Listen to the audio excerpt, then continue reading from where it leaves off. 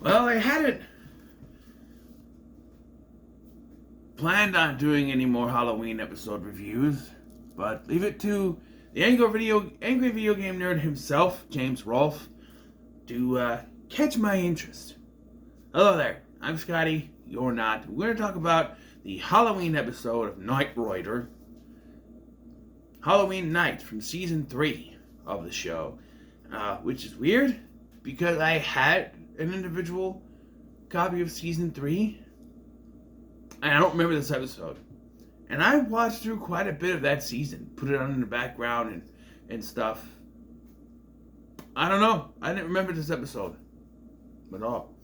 But the reason that it caught my interest, and let me go back here. So, you know who James Rolfe is, Angry Video Game Nerd, Cinemassacre, all that stuff. Every year, you know, he does some form of Monster Madness. It used to be 31 horror reviews once a day. Of course, as he's getting older, it's getting hard to do that. And of course, I understand. This year, he is doing Halloween episodes of TV shows, starting in the 50s or 60s. One of the two, and all the way to modern day. So, he's done what were they? There was the hold on. Actually, I can figure this out here.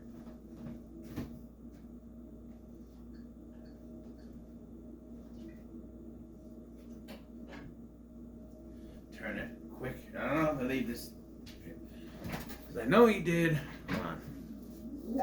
There's the YouTube button. Go. Type it in. Of course, my eyes are not so good. I can barely. Cinemassacre. There we go. He's also been putting up the past Monster Madnesses on the Cinemassacre Clips channel.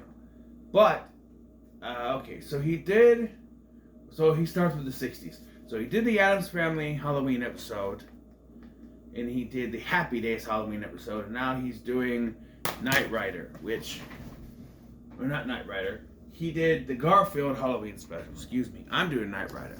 But it was in that one on the Garfield Halloween special that he was talking, he talks about all the other ones that are in there. And so, I'm not talking about Garfield. I'm talking about Knight Rider because this intrigued me. He got me intrigued by saying that it was basically Knight Rider meets Norman Bates meets Psycho. And I'm like, down to the Psycho house being in there. And I went, okay, I have to watch this. I have to watch this episode. I have to watch it. So I had dug out my complete series of Knight Rider right over there. Knight Rider is an excellent program. It's from movie Go. Great comedy. Knight Rider is an excellent program. Complete series there. Yes, it doesn't look like the box because I hate the box sets that Milk Crate puts out because those thin little paper things, because they're too fucking cheap to do anything, they scratch the disc up. So I had to do individual thin cases, double cases to do it. So it works. But this episode, so a brief synopsis on Knight Rider as a whole. Michael Knight works for the Phoenix Foundation. He's not a cop. He's basically just a private investigator, technically, and he has this intelligent car, artificial intelligent car. David Hasselhoff, of course, plays Michael Knight, and William Daniels, aka Fine, Fine, from Boy Meets World, is Kit, the car, and he has his boss or person that funds his stuff, Devlin, played by Edward Mulhare, and Bonnie, his female sidekick of sorts. The actress I can't remember. I'm sorry, off the top of my head, but I love Devlin, so I remember his name. And then in season 4, they get a fourth member of the team who I don't remember, but it was weird because on the season 3 DVD, you got a bonus season 4 episode, the original release of it. because I had the original release. The problem was, even though this thing was brand new, and I was trying to play it, it would skip for no discernible reason because it was brand new. Like I didn't look the disc laying around, nothing. They were in the case. Sometimes my CDs and stuff I leave laying around, but my DVDs I try to take good care of. There's sometimes they'll be left sitting around. I've gotten new copies of them, But, yeah. So this episode is a Halloween episode entitled Halloween Night. Night spelled with a K. As in Michael Knight. Knight Rider. Every episode has the word night in it. This is Halloween Night, which took 3 seasons to get for some reason. But it's a Halloween night. But it is what it's called. So Halloween is coming. And Bonnie, the assistant, has moved into a new apartment. And she's got the flu, which has no real bearing on the plot. She just has it. I wonder if the actress was actually sick. And I kind of just wrote that into the script because it really doesn't mean anything. And again, it goes away halfway through the episode anyway. I don't know. But she's home sick and she sees someone in a gorilla costume kill someone through a window. And the thing is, they also see her. So, it becomes a mystery as to figure out who did it. And you're wondering, where does the Psycho come in? Because, guy in a gorilla suit, that's not Psycho. Well, we have the groundskeeper of Bonnie's apartment building, Norman Baines. And I'll give props to the casting department. They casted a guy who looks remarkably like,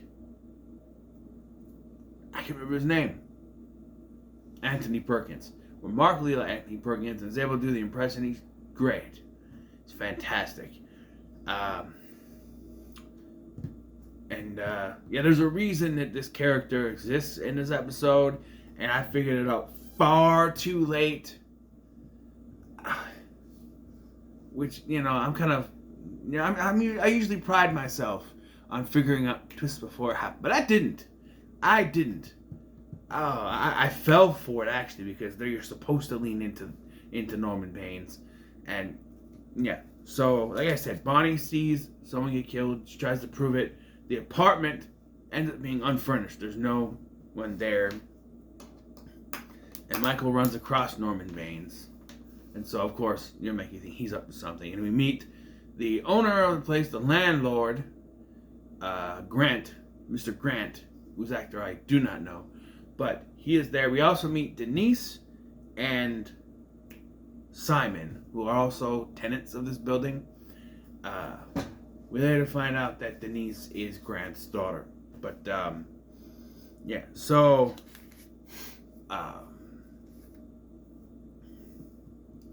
Grant basically says, hey, are you trying to rent here? He goes, I was told this was a furnished apartment. No, it is not. The whole thing. And, they really try to make you think that maybe Grant is involved too because I don't know. Maybe he found out she was dead and I don't know. But Michael uses Kit to help track down the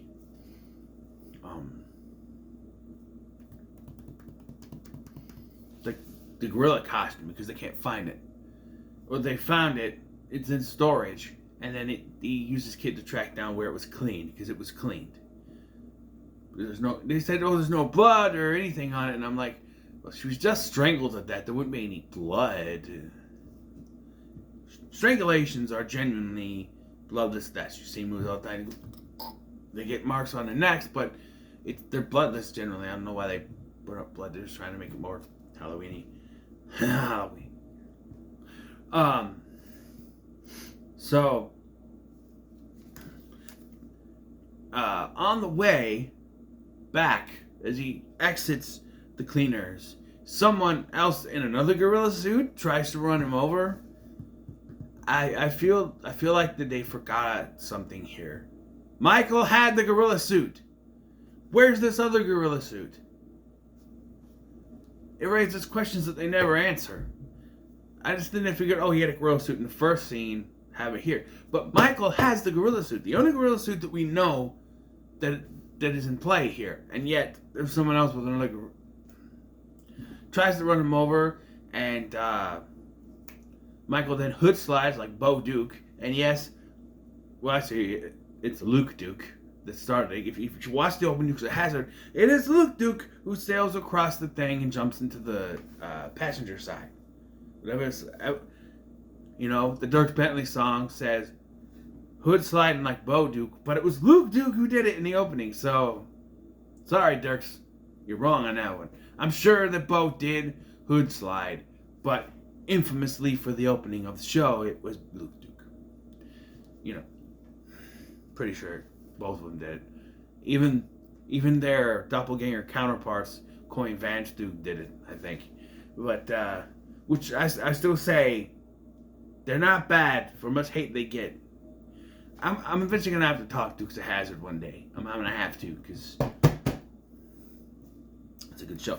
Anyway, so he hood slides over, he gets in the car, and then he used the turbo boost. And I'm thinking, you're wasting the turbo boost to jump through this white scaffolding thing or whatever, that's some kind of thing that is erected that he goes through. I mean, you're wasting a turbo boost because, like a dumbass, I listened to the Robot Chicken episode where they say that you only use the turbo boost one per episode. It's the episode where there's a skit where I think it's Ashton Kutcher uses the car or something, or someone, I don't know. You only use the thing once per episode, but he uses it twice here. I'm like, you wasted a turbo boost on that, really, but he uses it later too, in a much better way. But the guy gets away here. Bonnie then finds the dead girl in her bathtub, but Michael runs in, it's gone. This is later found out to be the special effects trick with like a projector, but I don't know.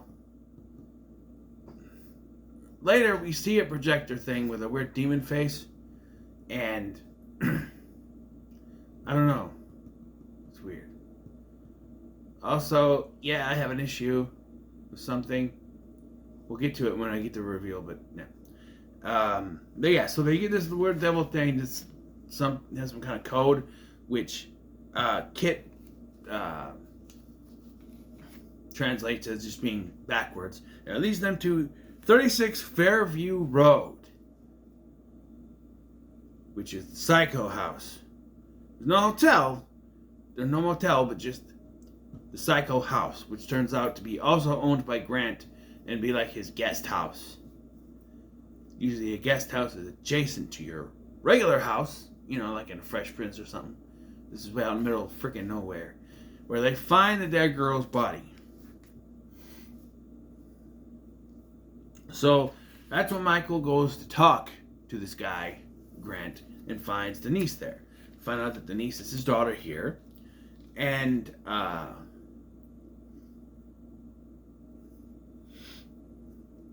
we also find out Bonnie has invited Simon to join her at the party, at Devlin's party that they're having there, which is important. Michael is running late, of course. We get to this party, and her and Michael are supposed to be coming as a duo because he is Rhett Butler, and they're Rhett Butler and Miss Scarlet from Gone with the Wind.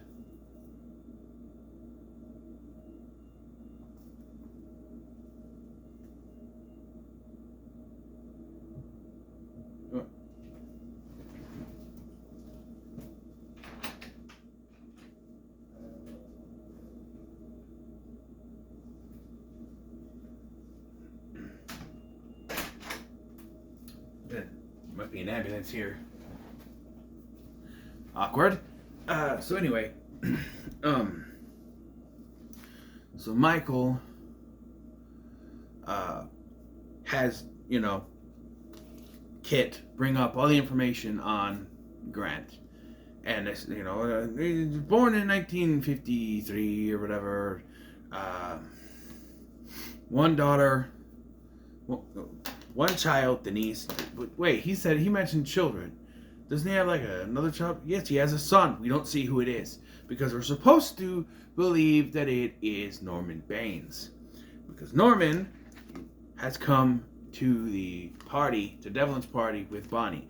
Now that picture that I'm using for the thumbnail, I was under the assumption that was Michael. And when they first walk in, I'm like, that's a lame costume. There's a pumpkin hat, and then revealed it's Norman. I'm like, oh, that kind of makes sense. He would be kind of, laid back with that, especially with short. But he says he's been practicing to drink with that mask on. And I like to point out that this mask is a pumpkin mask, right? And on the side, it has a little clover insignia. Huh. Happy, happy Halloween, Halloween, Halloween, happy, happy Halloween, Silver Shamrock. By the way, DeGroby and I reviewed Halloween 3. That's going to be up on Halloween, 8 a.m. if you're up that early. But it'll be available, of course, after that. Pretty interesting. His first time watch, not my first time watch, but just saying. You gotta promote, man. You gotta plug. Anyway, so yeah, we get there, and Norman starts acting weird. And in hindsight, because later when he comes out, he's like, "Well, I just telling Bonnie how much I liked her," and I'm like, "No, this was meant to be a red herring, because it's revealed that the killer is actually, drumroll please, Simon." Yes, and I didn't figure it out until she walks into a room and he hears, "Buddy!" He turns around. He's wearing some weird Darth Vader-like costume. He takes his helmet off, and it's Simon. And I'm like, oh, it's him! And Norman Baines was just a red herring. And usually I catch on to the red herrings. But I didn't, because it's Norman Baines, and you're supposed to believe that he's the killer. Because Norman Baines, it's supposed to be like Norman Bates, and the actor does such a good job that you think, oh, but then we get another car chase, because this is Knight Rider. And this is where I think it goes, the episode's a little too long. I'm like, really? Like, you could have just beaten him up there, and they take him in. We gotta have a car chase, because it's Knight Rider. And we do another turbo boost, this time through a drive-in movie screen, which is playing a 3D version of Creature from the Black Lagoon. To my knowledge, there was never a 3D version, but who knows? They could have re-released it. By the way, though, we see the screen and it's normal, but they're wearing 3D glasses. Just a little tip. If it was 3D, we should see blue and red lines from our vision. But they're watching a regular movie wearing 3D glasses. And the guys complain that this sucks. And I'm like, well, yeah, of course it is. It's not in 3D. Until Kit comes blasting out of it. And then they have a fight where he beats up the guy, right? Beats up Simon. And Emma starts cheering Rhett. Rhett Butler. Rhett. And he's like, And then, yeah. Well, there is a thing, because it ends here. I got to mention her. Earlier, there was this witch that I was going around Kit. And Kit's talking to her, and I'm thinking, she's okay with a talking car. I think, oh, it's Halloween. But then later, after everything is done, it's because she's not a witch, of course. And Kit talks to her again, and she's still not thrown off. I don't know. And there's a big thing about, you don't want to know what's in the casserole dish, but then Michael opens it, and it freeze frame, and the episode ends. So what's in the casserole dish? I must know. But yeah, this episode was actually pretty good. All things considered, I think it was well done. Also, a thing I didn't mention is that throughout the episode, there's a version of the Psycho score playing throughout the episode, especially during some of the chase scenes, And at one point, I'm like, this is Friday the 13th, but then I realized Friday the 13th stole the music from Psycho anyway. But yeah, this was very well done. It was like an homage to Psycho. And yeah, it does kind of suck that the Norman Baines character was just a red herring and not really the killer. But I do feel like in hindsight, the Norman Baines being the killer would have been too cliche and too obvious. So the Simon bait and switch worked, especially on me because I didn't see it coming. I didn't. But they're like, oh, so Simon said he couldn't make it. I'm like, oh, he's gonna turn up dead, isn't he? But no, he's that was an Arnold. No, but no, he was the killer. So yeah. So yeah, there's that. I do want to continue doing the Twilight Zone episodes. I kind of been lazy, you know. Tuesday, the Groby was over here for NXTs, and I could have done it because Big LT wasn't over here, so I had to think. But we just sort of watched whatever. I have been doing something for the channel. I'm watching through Two Guys and a Girl. You know, getting that video. I want to get it up by the 1st of November, and I'm pretty good track record. I'm on the last disc, season 3, and there's one more season after that. I'm trudging along, but I'm just, you know. So I spent all day yesterday watching that, and the day after work I finished the last episode on disc 2. So there's that. So I'm at a point where I can sort of stop and do whatever, and then this came across. I was thinking about, you know, putting on Twilight Zone, and then this popped up. Now, I have to do this now. So, another Halloween episode. But, yeah, so what are your thoughts on this episode? In the comments below. Make sure to like, share, and subscribe. Thanks for watching. I'm Scotty, and I'll see you in the next one.